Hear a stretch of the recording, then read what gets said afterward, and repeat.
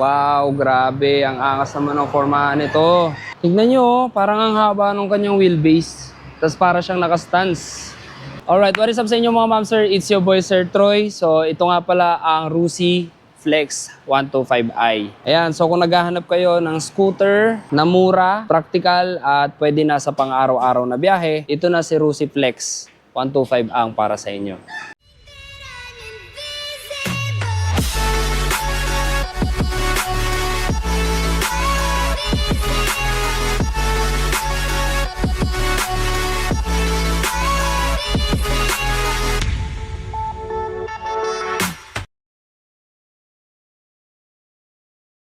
Okay, Rusi Flex 125i. So kung titingnan nyo, parang meron siyang kamuka. And yes po, tama kayo.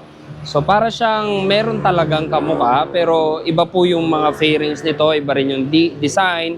Kumbaga ito ay inspired. So siya po ay Honda Beat inspired. So alam naman natin na si Rusi ay kilala sa pagiging affordable at practical pagdating sa pang-araw-araw na biyahe. So ngayon ipapaliwanag ko sa inyo yung specifications, yung features ng motor na ito at yung pagiging practical niya. Bago ko ipaliwanag sa inyo, i-walk around ko muna kayo, sisilipin muna natin yung mga parts ng motor na ito. Rusi Flex 125i. So unahin natin dito sa likuran. Napansin ko kasi parang medyo mahaba yung wheelbase niya, no? Parang yung gulong niya nakalagpas na rito sa tail. So isang plus points din sa akin kasi yun talaga, yung looks niya. Sa mga ilaw niya, LED na. Ito yung kanyang turning signals and then meron siyang mga ganito na parang soft light na daytime running. Maraming matutulis na fairings. So wala siyang ilaw sa handlebar. Dito lang sa may body, ano. So ayan, meron tayo ditong mga fairings na ganito yung design. Hindi siya actually carbon inspired. Tapos yung kulay niya na black and white, talagang pogi. Nagko-complement doon sa forma ng motor. Pagdating naman sa ating mga mags, ganyan, alloy casted na CNC cut. So may black na paint sa loob.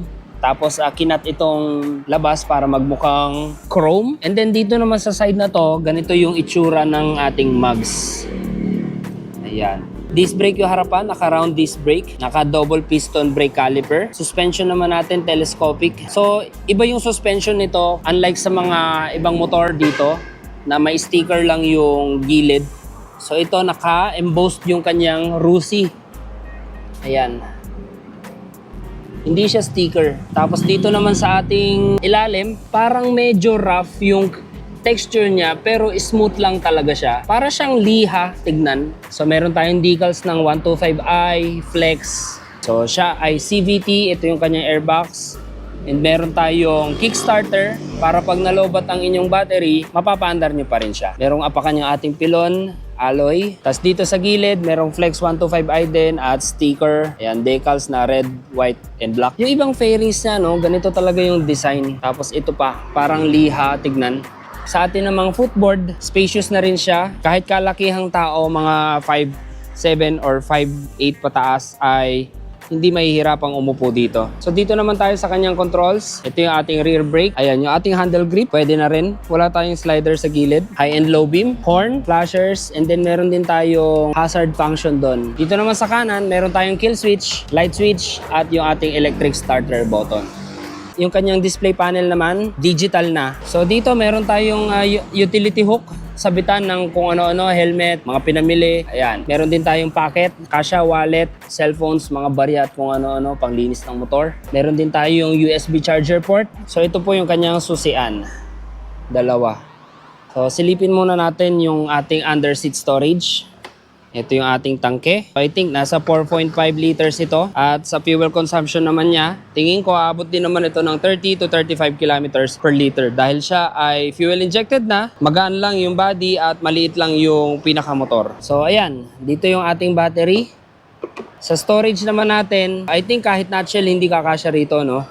Siguro mga papeles, tools, cellphones at mga mahalagang bagay, pwede na rito sa ating underseat storage. Sa upuan naman niya, malapad na rin, malapad sa rider at makapal yung kanyang cushion. Same din sa ibang seat cover ng mga Rusi Motors, rough yung kanyang texture. Sa grab bar naman natin isang buo, medyo maliit pero pwede na at sporty looks na rin siya. Alright, dito naman sa likod, Ito yung ating monoshock. Single shock absorber lang siya with coil spring. Meron tayong tire hugger. Same din yung design natin dito sa mags pero hindi siya naka-disc brake. Naka-drum brake lang siya, no? Ayan, ating tail. Medyo maliit yung pinaka-assembly. Compact lang siya. Turning signals natin kulay orange na agad yung lens. Brake lights. Ayan. Hindi ko alam kung ano to, kung white or ano, pero meron siyang parang daytime running din dito na white. Sa atin namang tail fender, mukhang stainless dito sa taas and then the rest is plastic na. May ilaw tayo sa plate number at may reflectorize tayo dito. Added visibility pag nagra-ride kayo sa gabi. So siya ay air-cooled, mapapansin naman natin dito. May fan siya sa gilid. At yung ating exhaust, merong heat guard. Pati dito sa ilalim. Sure na hindi nyo maitatama yung paa ninyo dito sa gilid. Ano? May mga ilang motor kasi tayo, walang ganito, pero merong heat guard sa pinaka-muffler. So, size ng gulong natin, 90-90 rim 14. Tube type po ito. At sa harapan naman, 70-90 rim 14. Tube type din. Okay, para naman sa kanyang engine specification, si Rusi Flex 125i ay single cylinder, 4-stroke, air-cooled, 2 valves, meron siyang displacement na 124.8cc, nagpo-produce siya ng 8.3 horsepower at 8.5 Newton meters torque. So siya po ay CVT, meron siyang fuel tank capacity na 4.5 liters, disc brake yung harapan, drum brake yung likuran, meron siyang ground clearance na 180mm at seat height na 750mm, kick and click starter. Meron tayong kickstarter and meron din tayong click. At tumitimbang ang motor na to ng 108 kilograms. Okay, so seat height check naman natin siya. So ganito po nakaupo ang isang 5'6" sa isang 750mm na motor. Flat-footed tayo, no? Sobrang gaan ng motor. Manageable yung kanyang timbang. At pagdating naman sa singit-singit, hindi tayo masyadong problema dahil hindi sobrang lapad yung kanyang handlebar. At pagdating naman sa fuel consumption niya, I think umaabot naman ito ng 30 to 35 kilometers dahil fuel injected na siya. At the same time, magaan yung motor. So, magkano nga ba si Rusi Flex 125i? Ito po yung kanyang price details. May cash price siya na 60,000, down payment na 3,000 at monthly installment na 2,760 for 3 years at less 300 rebate kung kayo ay updated sa hulog. At kung kayo naman ay mag-installment, ito po ang mga requirements ni Rusi. 2 Xerox copy of valid ID, barangay clearance for motorcycle loan purpose, email address, Gmail address. Okay, so kung nagustuhan niyo yung vlog natin, please like, comment, share, and subscribe. At kung may mga katanungan kayo, please comment down sa comment section natin at sasagutin natin yan agad-agad. Yun, so like, comment, share, and subscribe and hit the bell notification para updated kayo pag may bago tayong video. So ride safe and see you on my next one.